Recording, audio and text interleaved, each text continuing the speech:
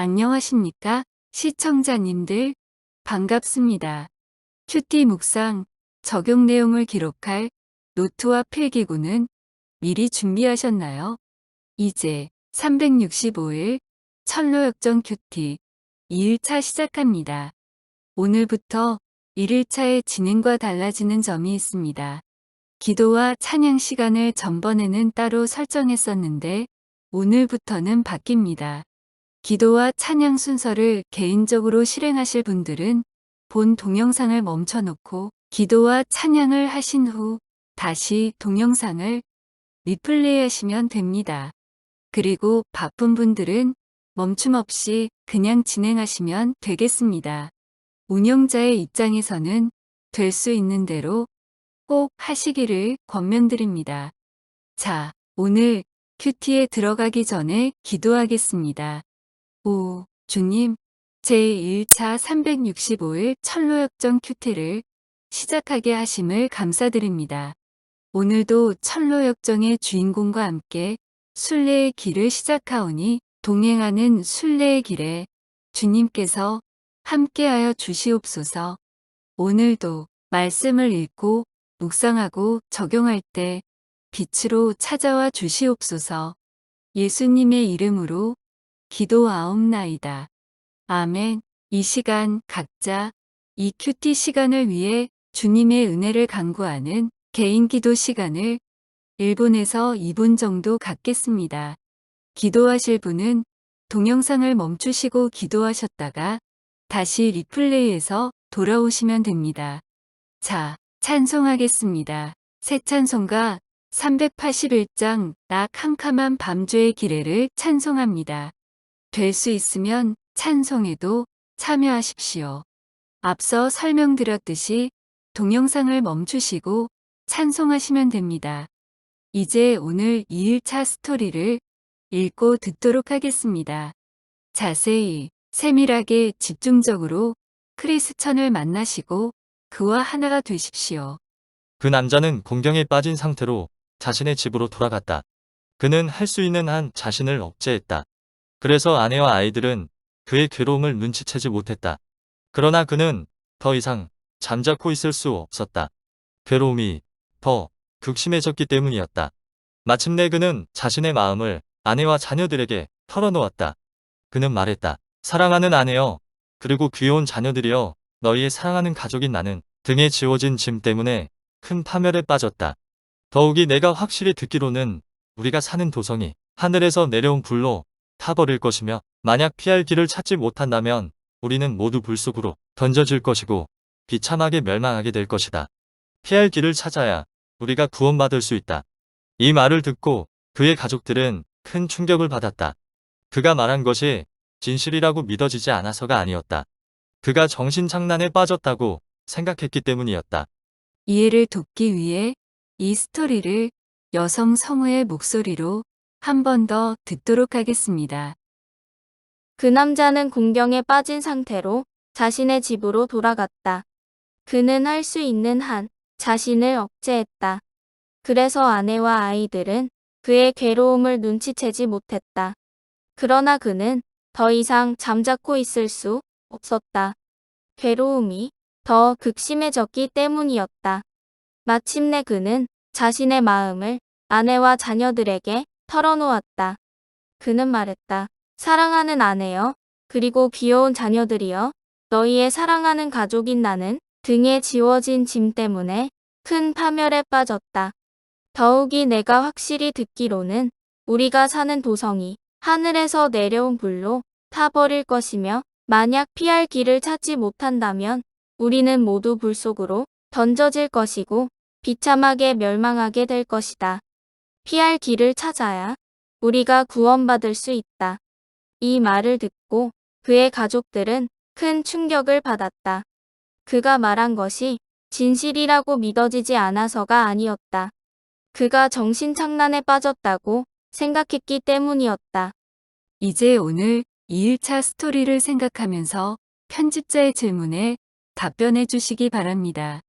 생각할 시간을 드리고 난 다음에 답이 주어집니다. 질문 1입니다. 그의 가족이 그에게 일어나고 있는 일에 대해 이해하지 못하는 이유는 무엇일까요? 10초 동안 생각할 시간을 드립니다. 질문 1에 대한 답입니다. 그들에게는 성령의 역사에 의한 죄의 각성이 없기 때문입니다. 육에 속한 사람들이나 육의 사람들은 영적인 것을 이해할 수 없습니다. 로마서 8장 5절 말씀입니다. 육신을 따르는 자는 육신의 일을, 영을 따르는 자는 영의 일을 생각하나니.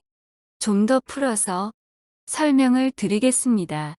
세계는 보이는 물질 세계, 즉 크로노스의 세계와 보이지 않는 영의 세계, 즉 카이로스의 세계로 되어 있습니다. 크로노스의 세계는 육의 세계입니다. 카이로스의 세계는 성삼위일체 하나님이 계시는 영의 세계입니다. 이에 대해 더 정확하게 알고 싶으신 분들은 수원하나교회 고성준 목사님 저서 카이로스 일과 일을 참조하시거나 아니면 이런 주제를 담은 그분의 설교들을 참조하시면 좋겠습니다. 인간을 제외한 모든 생명들은 모두 크로노스의 세계에 갇혀 있습니다. 그런데 인간만은 하나님의 형상으로 지어진 존재이기 때문에 크로노스와 카이로스의 두 세계에 동시에 거할 수 있는 영광스러운 존재입니다. 단, 조건이 있죠. 성령 하나님의 역사로 인해 예수님이 하나님의 아들이심이 믿어지고 이 믿음을 고백하는 사람들만이 이 카이로스 은총의 세계로 진입할 수 있습니다. 지금 2일차에 나타난 스토리를 보면 주인공 크리스천은 피할 길을 찾아 구원을 받을 수 있은 방법을 제대로 찾지 못하고 있긴 하지만 빛으로 찾아온 말씀의 조명을 받아서 점점 카이로스의 은혜의 세계 쪽으로 들어가고 있지 않습니까? 그러니까 크리스천과 그 가족은 같은 가족이지만 서로가 서로를 이해할 수 없게 된 것입니다. 가족들이 보면 크리스천은 미친 사람이 맞습니다. 왜냐하면 그들은 크로노스의 세계에만 갇혀 있기 때문에 이미 카이로스의 은혜의 세계 속으로 들어가기 시작한 크리스천을 이해할 수 없기 때문입니다. 사실 크리스천만 해도 그렇잖아요. 그도 여태껏 크로노스의 세계 속에서 그럭저럭 별탈 없이 살고 있었는데 어느 날 갑자기 성경 말씀이 그를 찾아온 것입니다. 빛이신 말씀이 그를 찾아와서 그의 내면을 비추니까 그 내면의 어둠이 자신의 죄들이 밝히 드러나기 시작한 것이죠. 그래서 그는 하나님 말씀 앞에서 인간의 죄에 진노하시는 하나님 앞에서 자신의 죄에 대한 중압감으로 말미암아 번민하고 고통당하게 된 것입니다. 바꾸어 말하면 그동안 알지 못했던 카이로스의 세계, 하나님의 은총의 세계가 점점 더 가까이 다가오고 있었던 것이죠. 그러니까 그런 그를 가족들이 이해할 수 없었던 것이 당연합니다. 그리고 그가 가족들에게 자신의 상황을 설명할 수 없었던 것도 당연합니다. 왜냐하면 그와 그 가족들은 속해 있는 세계가 달랐기 때문입니다. 크리스천은 크로노스의 세계에서 카이로스의 세계로 이미 옮겨지고 있는 은총을 잊고 있었던 것이죠. 아직은 뭐가 뭔지를 도통할 수 없는 혼란과 고통 속에 있긴 했지만 말이죠. 질문이입니다. 그가 종일 신음할 정도로 점점 더 괴로워하는 이유는 무엇일까요? 10초 동안 생각할 시간을 드립니다. 질문, 이에 대한 답입니다. 율법의 말씀이 크리스천에게 요구하는 것들을 그는 도무지 감당할 수 없음을 절실하게 깨닫고 있었기 때문입니다. 다시 말해서 율법 앞에서 그는 그 자신이 전적으로 무능력하다는 사실을 절감하면서 점점 더 깊이 절망하게 되었기 때문입니다. 이 점에 대해서 철로역정 명강의 217면과 218면에서 이렇게 설명합니다. 복음의 능력과 권세를 알기 원한다면 먼저 율법의 능력과 권세를 알아야 합니다. 율법에 대해 전혀 모르는 자는 말로나 행위로나 자신이 죄인임을 전혀 깨닫지 못합니다. 그리고 자신이 죄인임을 모르는 자는 구세주가 계신다는 사실을 깨달을 수 없습니다. 만약 당신이 얼굴을 깨끗이 씻기를 원한다면 거울을 집어들어, 즉, 율법을 자신에게 비추어서 자신 몸에 어디에 더러움이 묻어 있는지 살펴야 합니다. 오늘의 적용 말씀은 시편 32편 3절과 4절 말씀입니다. 3절 내가 입을 열지 아니할 때 종일 신음함으로 내 뼈가 쇠하였도다. 4절 주의 손이 주야로 나를 누르시우니 내 진액이 빠져서 여름 가뭄에 마름같이 되었나이다. 한 번 더 말씀을 읽습니다. 3절 내가 입을 열지 아니할 때에 종일 신음함으로 내 뼈가 쇠하였도다. 4절 주의 손이 주야로 나를 누르시오니 내 진액이 빠져서 여름 가뭄에 마름같이 되었나이다. 자, 이제 시편 32편 3절과 4절을 묵상한 후 자신의 삶에 적용하시겠습니다. 반드시 기록으로 남기셔야 합니다. 첫 번째 질문입니다. 이전에 당신은 자신의 죄에 대한 회개를 계속 미루면서 버티다가 하나님의 손이 주야로 당신을 눌렀던 그런 시간들을 경험하신 적이 없으십니까? 언제였던가요?